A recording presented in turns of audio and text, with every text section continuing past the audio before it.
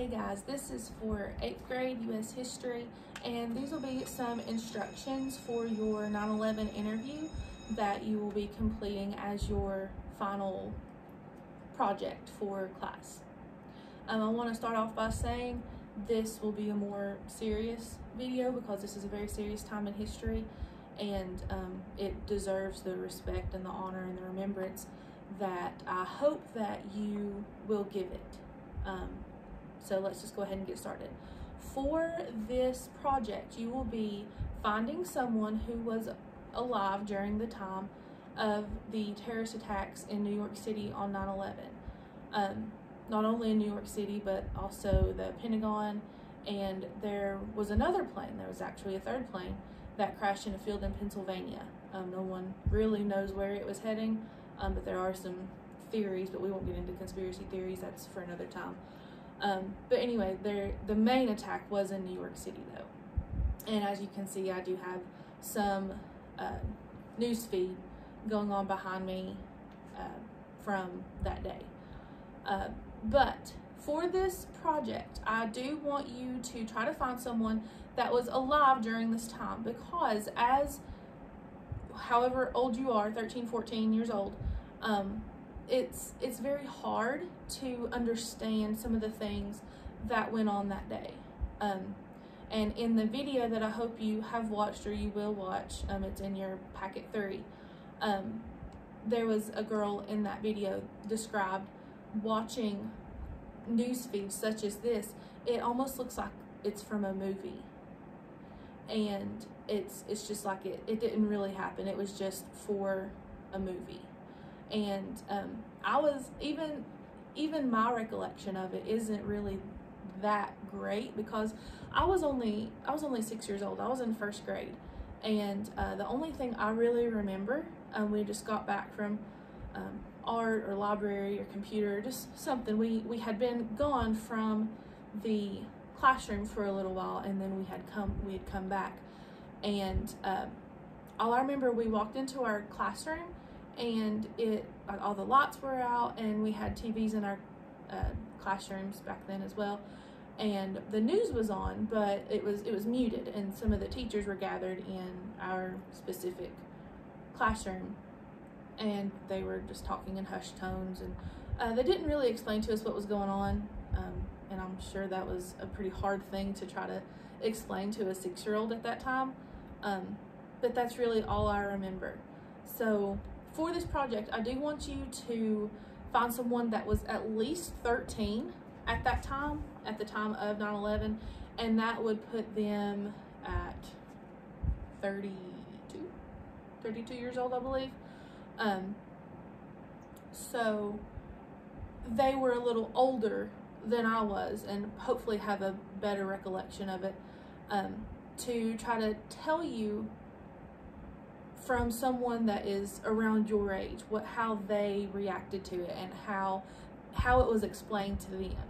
So go ahead and get your packet out that has some interview questions on it. I do want you to pretty much stick with these questions, but I'll get to that here in just a second. So make sure you put your name at the top, student name, that's you. So go ahead and put your name on that, and then the name of the person you're interviewing. It can be mom, dad, aunt, uncle, cousin, brother, sister, as long as they were at least 13 years old at the time of September 11th, 2001. So then put the age they were on September 11th, 2001, and then how old they are now. And then their occupation at the time. Occupation is just a big word for their job. So if they were old enough to have a job, maybe they were a secretary, maybe they were a teacher, maybe they worked for the government, or if they were 13, they're probably not going to have a job, but their occupation was student. So if they were still in school at the time, their occupation would be student. But if it was anything else, I'm interested to see what they were doing at this time. So let's look at these questions together.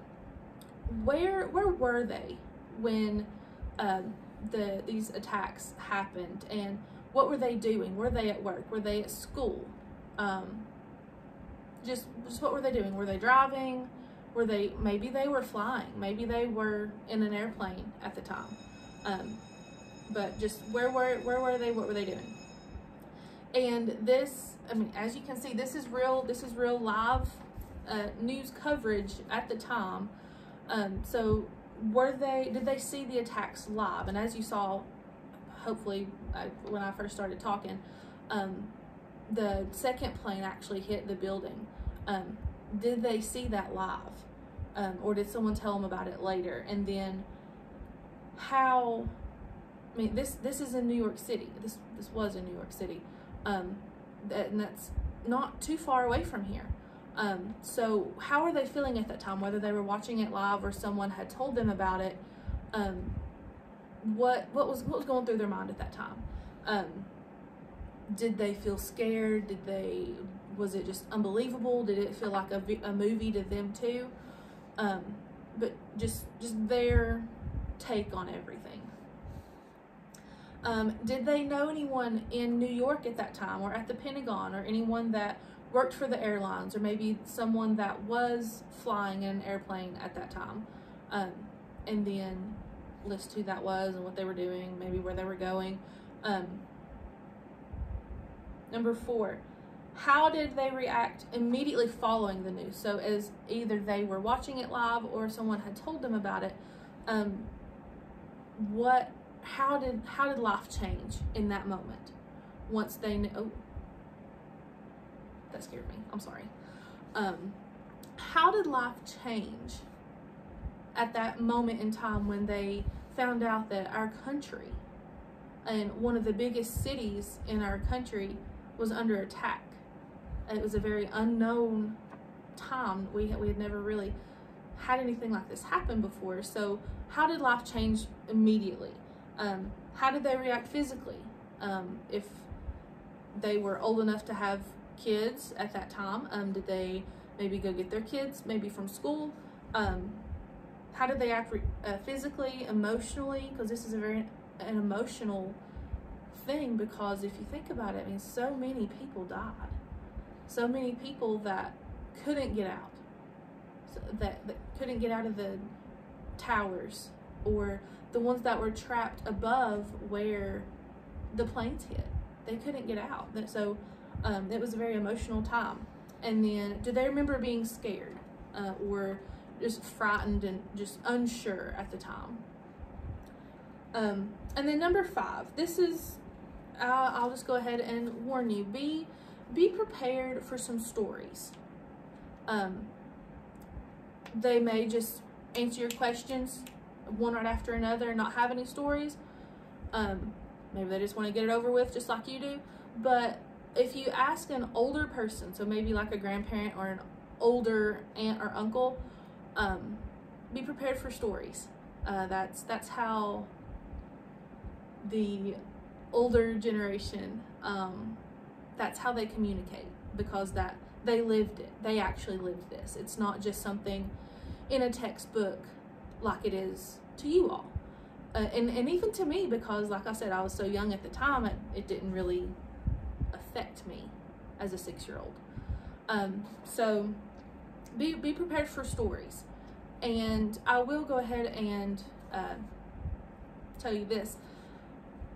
While you are interviewing whoever it is, I would highly encourage you to not write as they are giving their memory, giving their account of, or answering your questions. Don't write. Don't write out your answers quickly while they're trying to tell you the story. Sit there and listen. I'm sure you all have phones, or you have access to someone's phone. Just sit down, have your questions in front of you, and just hit record. It doesn't have to be like a video. It doesn't have to show their face. It can just be an audio recording. Just sit down, ask them the questions, let them tell their stories. Yes, it might take a while, but not only are they're not just telling you a story. While they are telling you their memories, they're reliving it. And that might be hard for some of them. Maybe they were actually in New York City at the time. Maybe they were even in the buildings and they were blessed enough to get out. So just let them tell their stories, listen, give them the respect of just listening to them. Sit down and really listen to them. And then later, when the interview is over with, you can go back to that audio recording or the video and fill in your answers then. So number 5, what was life like before 9/11? Because this changed the way that our country was ran, pretty much. So what was life, in their opinion, what was life like before these attacks? And later on, you'll ask how it's changed since then. Well, number 6, after the attacks, how did you see the country change? And what became the new normal? It's almost like the coronavirus thing going on right now. What was life like before it? Hey, we could go to Walmart and get toilet paper anytime we wanted to, anytime we needed it. But it seems like the new normal is you have to plan around when the safest time to go is, when the least amount of people will be there, or depending on when you can get a grocery pickup, and then if they even have it. So the new normal, what became normal after the attacks in New York City? Number 7, how did 9/11 affect their sense of patriotism? Patriotism is being proud of your country, loving your country, doing what you can to keep it safe. So how did that affect their patriotism and just the overall feelings of the United States? Number 8, what images still stick into their mind? There are some pictures, there are videos, there are newsreels that a lot of people that lived it, that really stick out. And I'm sure you all have seen videos and pictures, video of the tower falling, pictures of people even jumping out because that was their only hope. I mean, yes, there are hundreds of stories in these towers, but it's either stay and definitely die or jump and pray that maybe you make it. So a lot of people saw that as their only option. So what images stick into their mind from this day in history? Number 9, did this tragedy change them or affect their way of life? It changed the way we see airports forever. And then does it still have any effect on them today? Are we still seeing effects from this today? And yes, we are, but I want you to see what they have to say about it. And then number 10, how has 9/11 changed our nation? And then are we still feeling its effects today? Yes, we are. But like I said, I want you to respect the event that you're talking about and take it seriously and respect the person that you're talking to, because more than likely if they're old enough to really remember it, and if they were 13, they can still answer these questions. If you had lived through something like this, you would still be able to answer these questions as well. You would know how life was before versus how life is now. But especially if they were older, like into their 20s and 30s and 40s, they will definitely, let's move over here, that's really bright. They'll definitely have quite a few things to say, and I'm interested in what they have to say. So not only is this interview for you, so you can try to kind of relive that moment with them, but it'll also kind of give me some insight too. So those 10 questions, ask those, but go ahead and look on the second page of your interview packet. You can use this, like if you do end up getting quite a few stories, you don't have to write the whole story. Don't feel like you have to write everything they say word for word. If it's a really long, drawn out story, and I'm sure you know what I'm talking about, If it's a really long, drawn-out story, you can just kind of summarize and hit the really high points and the important facts. But if you need more room, you can use the note section. And then if there are any other questions that you want to ask them, write down the question that you ask them and then their answer on that page as well. And then you can use the back of that page too if you need to. It's blank as well.